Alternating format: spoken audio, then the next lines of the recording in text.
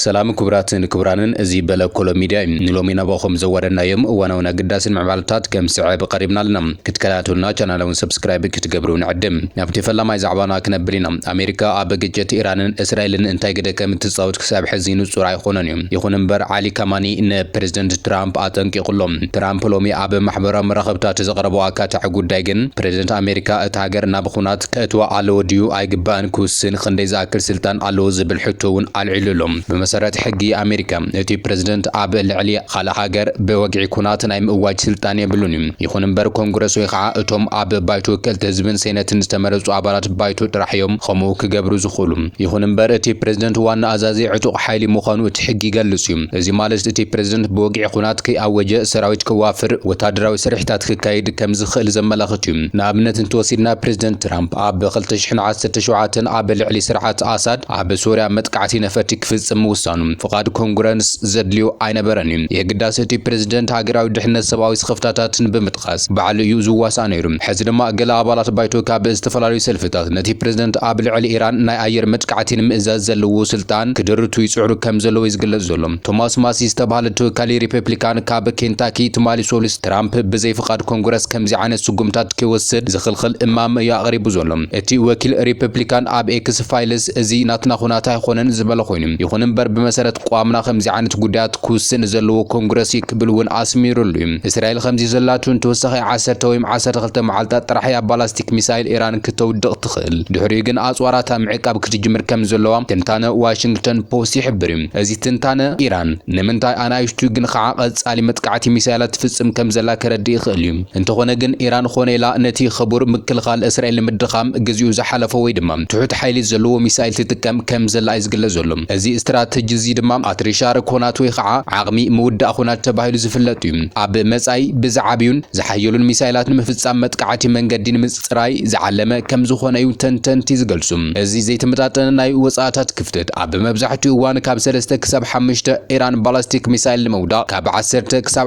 15 ناي اسرائيل انترسبتر ميسايلات متكواس يدليم نفس وكف ناي اسرائيل انترسبتر ميسايل بوحدو 12 مليون دولار زوديم بانصارو حلوا سور ايران اتي ازيو معبلو ميسايلات ايران زخونه فتح حدم كيترفه نمفراي 2000 دولار راح كم زود يزغل زلم نزي اب ارعيان متاو اسرائيل نحد فتح حدا ميسايلات نمعقات 12 انترسبترات تتقيمام اب حدا فيديو كم زرنايو انتخوينم اسرائيل نحد ميسايلات ايران نمعقات 244 مليون دولار توص الله مالتيم ولا كل غزي عوت مكلخال يكون ايران جن نتي ميسايل 200 دولار طرح يا اوصياتلو مالتيم ازي ناي وصاتات خوناتات بفصوم ننوح غزي زلا كخونا يخلن يبلو تنتنتيم ايران بزي حز زلو نهري موقع انتقصيلام كل اير ايران اب وشت خلته سومن نازيو غزيفن عناون ميسايلات ايران تقلعيت كتخون تخل ياون يبلوم ازي خيفصم زكلخلو انكو منغدي امريكا ابتيجت بغتا طالقا بمتاو ناسرائيل كتحجز مخانا تنتنتي حبريوم حيلتات مكلخال اسرائيل اب ايران اب زركب كوماندو ازي خمزيلونا هلو حيلتات مكلخال اسرائيل اب ايران اب زركب كوماند بوست حيل اير علما زغبر متقعت اير كم زكايد منجتات نحبريوم اوتي متقعتي كسابه 5 اH 1 جي كوبرا زبحلا ناي متقعت هليكوبترات كم زعنوا يغلص يزلم اتن زعنوا هليكوبترات اب 19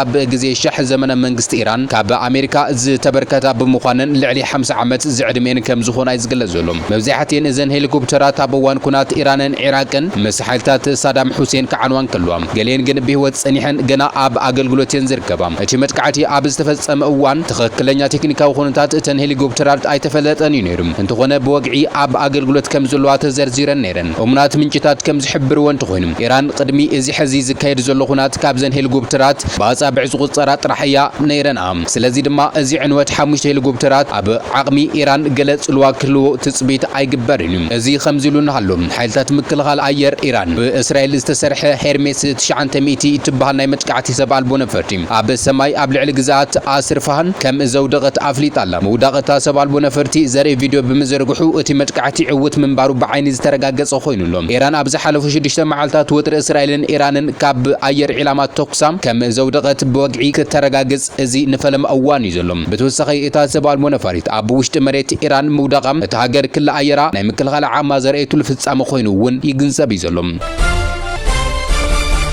ትራምፕ ኢራን ብዘይ ቅድመ ኩነት ኢዳ ክትህብ ይጠልብ ይዘሎም ኩናት ኢራንን እስራኤልን ኣብ ሻድሻይ መዓልቱ ኣብ ዝኣተውል እዋን ትራምፕ ኢራን ብዘይ ቅድመ ኩነት ኢዳ ክትህብ ይጻውዕ ተቀሪቡ ዘሎም ላዕለዋይ መራሒ ኣያቶላህ አሊ ካማኒ በወገኑ ንእስራኤል ኣበርቲዑ ከምውቅዕዋ ክብል ተዛሪቡ ዘሎም ሓለዋ ሰውራ ኢራን ፋታሕ ዝተባሃለ ተኸታታሊ ሃይፐርሶኒክ ሚሳይላት ንከተማታት እስራኤል ዕላማ ገይሩ ይድብድብ ከም ዝሓደረም ወግዓዊ ማእኸል ዜና ታስኒም ሓቢሩሎም ሚሳይላትና ደው ዘብሎ መከላኸል የለን ዝደለናዩ ዕላማ ክሃርሙ ዝኽእሉ እዮም ይብል እቲ ጸብጻብ ወታደራዊ ሓይሊ እስራኤል ሎምን ጉ ኣብ ዝሃቦ መግለጺ ብመንግስቲ ኢራን ዝውነን ትካል መፍረ ኣጽዋር ሴንቲ ፍሪጅን ሓያሎ መፍረ ኣጽዋር ከም ዝሃረመ ገሊጹሎም ልዕሊ 50 ነፈርቲ ውግእ እስራኤል ኣብ ከባቢ ትህራን ንዝርከቡ ወታደራዊ ዕላማታት ብትኽክለኛ ስለያዊ መስርሒ ወቂዐን እየን ሚኒስተር ምክልኻል እስራኤል ካትዝ ንካመኒ ካብ ዕጫ ሳዳም ሁሴን ክቁጠብ ከም ዘጠንቀቐውን ሮይተርስ ገሊጹ ይዘሎም ከም ግብረ መልሲ ኒውዮርክ ታይምስ ንሰበ ስልጣናት አሜሪካ ብምጥቃስ ዋሽንግተን ተልአቪቭ ምውሃድ እናወስኸ ኣብ ዝኸደሉ ዘሎ እዋን ኢራን ንወታደራዊ ማዓስከራት አሜሪካን ምውቃዕ ሚሳይላት ትዳሎ ከም ዘላ ጸብጺቡሎም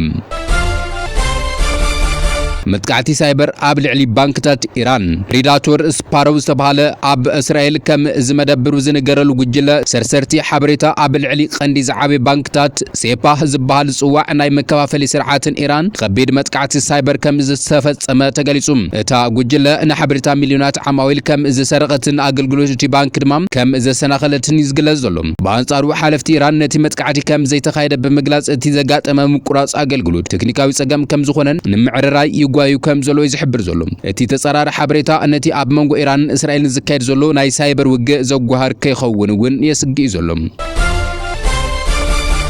ኤርትራ ሰወረቶም ኡስራት ፖለቲካ ክትፈትሕ ብሪጣንያ ሕብረት አውሮፓ ጻውዒ ተቀሪቦም ኣለው ኤርትራ ኩሎም ናይ ሕልና ኡስራት ክትፈትሕ ፖለቲካውን ሲቪላውን መሰላት ዜጋታት ክትኸብር ሕብራት ሃገራት ብሪጣንያን ሕብረት አውሮፓን ዘርከቦም ወገናት ጻውዒ ተቀሪቦም ኣለው ፍሉይ ወኪል ሕብራት ሃገራት ኣብ ጉዳያት ሰብአዊ መሰላት ኤርትራ በሶኒ 16 ሰነ ኣብ ጀኔቫ ኣብ ዝቀረቦ ጸብጻብ ኩነታት ኤርትራ ከም ዘይተመሓየሸ ኣብሪሁ ዘሎ መሐመድ ዓብዱሰላም ባቢከር ንቤት ጽሕፈት ሰብአዊ መሰላት ሕብራት ኣብ ዝቀረቦ ዓመታዊ ጸብጻብ ምስዋር ተቃውሞኦም ዝገልጹ ሰባት ገለ ገደብ ኣልቦ ሃገራዊ ኣገልግሎት ዘይሕጋዊ ማእሰርትን ይቕጽል ከም ዘሎ ይጠቒሱ ዘሎ እቲ ኣብ ውሽጢ ኤርትራ ዝፍጸም ዘሎ ምግሃስ መሰላት ካብ ዶባት እቲ ሃገር ሰጊሩ ናብ ዲያስፖራ ከም ዝበጽሕ እውን እቲ ፍሉይ ወኪል ገሊጹ ዘሎ እቲ ሃገር ትፍጽሞ ስግረ ደባዊ ጸቕጢ ክሳብ ኪኖዶብ ዘሎ ዲያስፖራ ዝዘርጋሕ ከም ዝኾነ እውን ኣመላኺቱ ኣብቲ መጋባእያ ርእይቶም ዘስምዑ ወከልቲ ብሪጣንያን ሕብረት አውሮፓን እውን መንግስቲ ኤርትራ ዝፍጽሞ ዘሎ ምግሃስ መሰላት ደው ከብልን ለውጢ ክገብር ጸዊዕቶም ቀሪቦም ኣለው ኣልዋት ናይቶም ኣብ ዝሓለፈ 10 ዓመታት ተሰዊሮም ዘለዉ ሰባት ክግለጽ ኣለዎም እቶም ብዘይሕጋዊ ኣገባብ ኣብ ቀይዲ ዝኣተውን በዙጽ ክፍትሑ ኣለዎም ይብል መግለጺ ሕብረት አውሮፓ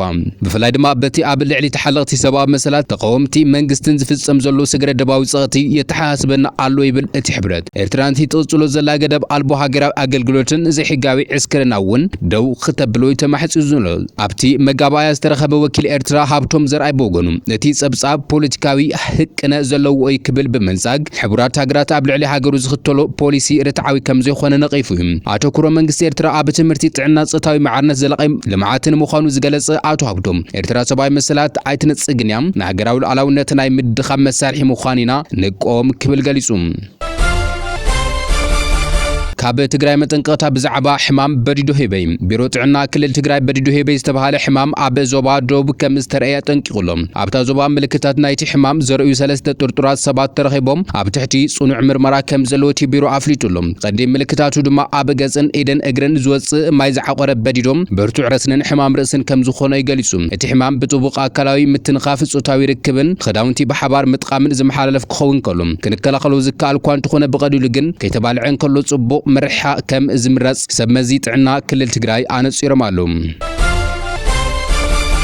ፕሬዝደንት ታደሰ ወረደ ዝተረኸብሉ መበል 37 ዓመት ዝኽሪ ሰማዕታት ኣብ ከተማ ኣክሱም ይካየዳሉ ፕሬዝደንት ግዚያዊ ምምሕዳር ሌተናንት ጀነራል ታደሰ ወረደ ዝተረኸብሉ መበል 37 ዓመት ዝኽሪ ሰማዕታት ኣብ ከተማ ኣክሱም ይተኻይዱ እቲ ሰልፊ ብምትሕባር ህዝብን ምምሕዳር ከተማ ኣክሱም ወረዳ ላዕለዋይ ማጮን ሓይልታት ጸጥታ ዝተዳለወ ከም ዝኾነ ተገሊጹ እቶም ነበርቲ ሕድሪ ሰማዕታትና ንምውሓስ ላዕላውነትና ጽንዓት ሓድነት ሚስጥር ዓወትና ምእንቲ ህዝቢ ትግራይ በጃ ዝኾኑ ሰማዕታት ቋሚ ሓድነትና ሓድግታትና እዮም ዝበሉ ኮይኖም ካልእ ጭርሑታት ብምቅላሕውን ሰልፊ ኣካይዶም እዮም እቲ ሰላማዊ ሰልፊ ሊቃውንቲ ርእሰ ኣድባራት ወገዳማት ኣክሱም ጽዮን ነበርቲ ከተማ ኣክሱም ወረዳ ላዕላይ ማጮን ኣመራርሓ ኣባላትን ሓይልታት ጸጥታ ሰራሕተኛታት መንግስቲ እውን ተረኺቦም እዮም